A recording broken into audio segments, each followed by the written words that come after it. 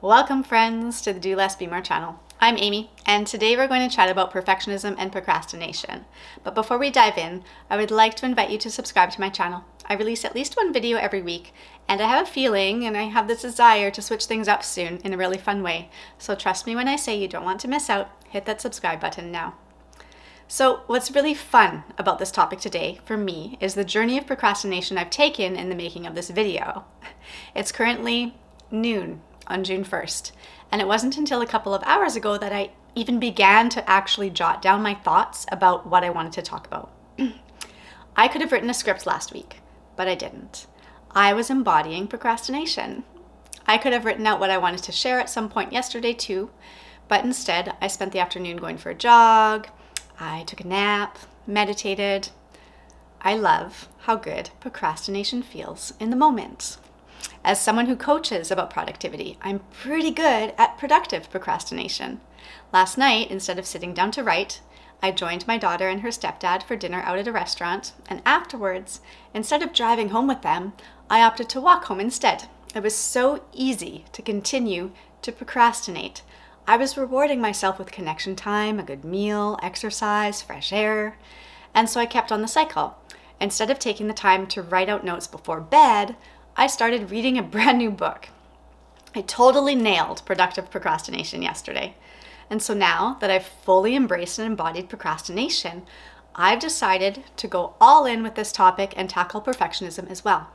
But instead of being perfect, I'm going to do the exact opposite of what any perfectionist YouTuber would do. I'm deciding to record this all in one go and not cut anything out before posting it on my channel. So this is a very uncomfortable exercise in letting go of perfectionism, and this video may end up being very long. So let's dive in. A lot of people who struggle with procrastination would label themselves as perfectionists. And so I really wanted to dig into what exactly being a perfectionist means, because understanding this can really help support you out of the false identity of a perfectionist, which will help to shift into a new way of being where you procrastinate less and become much more productive, but in a less stressed out way. So in my own personal realization of what perfectionism is, I've been able to do the work and unravel myself from the stranglehold of it. I practice intentional imperfectionism, such as noticing an error or typo in my content but posting it anyway. I understand now that done is better than perfect, and I'm learning to have fun with and enjoy a beginner's mindset. So what is perfectionism? Perfectionism is actually a fear of shame. I'm going to say that again. Perfectionism is a fear of shame. And shame is a feeling of unworthiness. Okay, so what's interesting about this for me as a retiring perfectionist is that before I understood this truth, I didn't even know what shame was. I had been such a perfect perfectionist all my life that I had successfully avoided shame to the point where I had no conscious memory of what shame actually felt like. I couldn't describe it. That is, until I started to do the inner child work and began to realize how in denial I was and how much I actually shamed myself. What's fascinating is that perfectionists actually feel ashamed that they are not perfect, and shame is a constant for perfectionists. So, how does this come to be? How or what causes someone to become a perfectionist? Perfectionism, as I learned through my own inner child work, is typically inherited or initiated rather with an early childhood experience that brought on the first feeling of deep shame. And when this happened, you decided that you never wanted to feel that horrible feeling again. So you created a defense mechanism to protect your inner child from experiencing shame. And that defense mechanism was to be perfect in every way. Okay? To look perfectly, to speak perfectly, and act perfectly. So perfectionists will only do things that they know without a doubt they will be good at. They take little risk, they avoid vulnerability. Perfectionism manifests as not trying or pursuing new things because if you don't think that you can be perfect at it, it's best not to even go there, right? So because perfectionists go out of their way to avoid risk and vulnerability or even trying new things, they reduce their invested effort, which results in limiting their creative output and holding themselves back from their greatest potential. What I also find fascinating is that perfectionists know better than to procrastinate, and yet because of this deep-seated fear of shame, they can't help it. They succumb to procrastination because the unconscious fear bears more weight than their intellectual knowing. So, as a perfectionist, you likely have an inner knowing or belief that you are meant for and capable of more, but within you resides a contrary fear of experiencing disappointment and wasted effort. It's like, if I give this thing a go, if I put effort into it and it doesn't work out perfectly, then I or others will be disappointed, which I then translate into, well, that was a waste of my time and effort. And wasted effort brings on self-shame language such as, why did I even bother? I am inadequate. I am incompetent. I am not worthy, right? Because effort that does not result in a perfect outcome means disappointment, inadequacy, or incompetency, perfectionists will do their best to avoid wasted effort, avoid the pain of failure. The ironic thing is that through their efforts to avoid wasted effort, they actually end up experiencing disappointment in not showing up fully. So when we think of perfectionism, we think of being the best, but in fact, perfectionism is the opposite of striving for excellence. So when I was in grade 7, my language arts teacher took me aside and asked me, Amy, when you're doing things, for example, a class assignment, are you aiming for perfection? Or are you aiming for your personal best? Now, of course, my answer was perfection. And to be honest, I didn't think there was a difference between perfection and excellence. And while the conversation made me incredibly uncomfortable, I was 13 and it was the 90s, and self-help and development wasn't really as important as baggy t-shirts and mixtapes. But this moment stayed with me until it's not scrolling, so now I have to reach up and scroll so I can see my notes. This is hard. But this moment stayed with me until my aha moment 25 years later, when I finally realized what my teacher was getting at. So perfectionism is at one end of the spectrum, right? With striving for excellence at the other. People that strive for excellence, they take risk. They're not afraid to try and fail and try again because they understand that failure is a part of the evolutionary process and that everything can be improved upon with intention and effort. In fact, now get this, people who strive for excellence understand that failure is a sign of progress. These people go all in despite vulnerability because they have a growth mindset. I'm uncomfortable. So perfectionists, on the other hand, have a fixed mindset, believing that it's better not to try than it is to fail.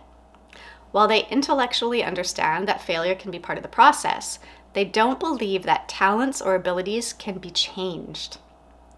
Perfectionists want everything to feel comfortable and easy because difficulty or challenge means I am not good enough, right? So you see, perfectionists that procrastinate, they know what they need to do. Clarity is not the problem when it comes to procrastination for them. Motivation isn't the problem either. The reason they procrastinate is because they need to protect their identity of I am perfect. It's not scrolling again. I'm waiting for it to move. I'm just going to move because I don't know where I am.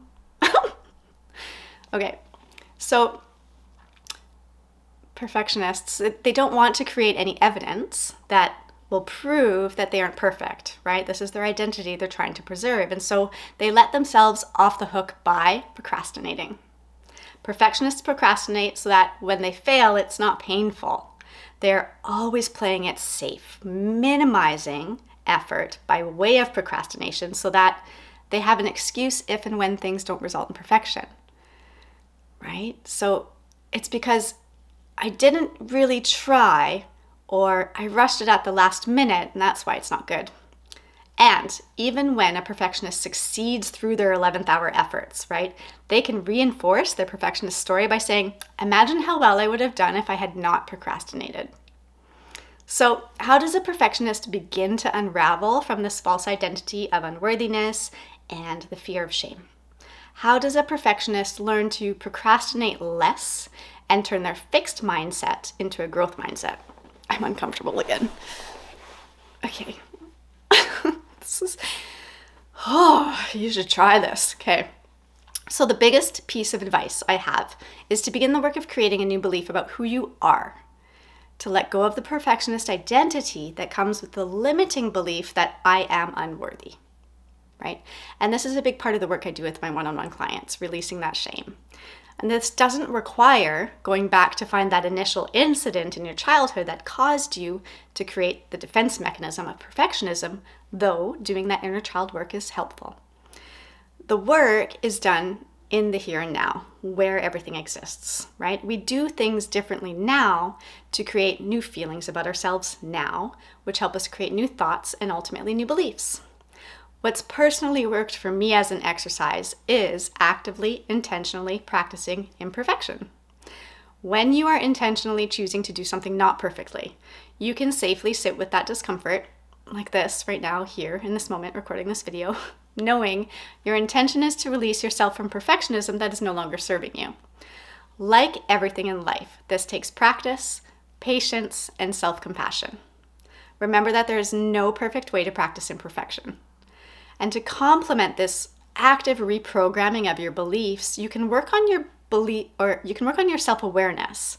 And so I want to offer you 3 journal questions to reflect on. 1, what am I afraid of, or what am I afraid will happen if I don't do this perfectly? Okay. Number 2, how does procrastination make me feel in the short term versus in the long term? Right? And this last one is more of a prompt. If I do X perfectly, then I can avoid what? Okay. And besides rewiring self-beliefs and building our self-awareness, you can also work on shifting that shifting from the fixed mindset into a growth mindset. So most of us actually have a growth mindset in at least one area of our lives. So for example, some of us, it might be in relationships or physical well-being. And we have a fixed mindset in other areas of our lives, like in our work intellectually or in hobbies.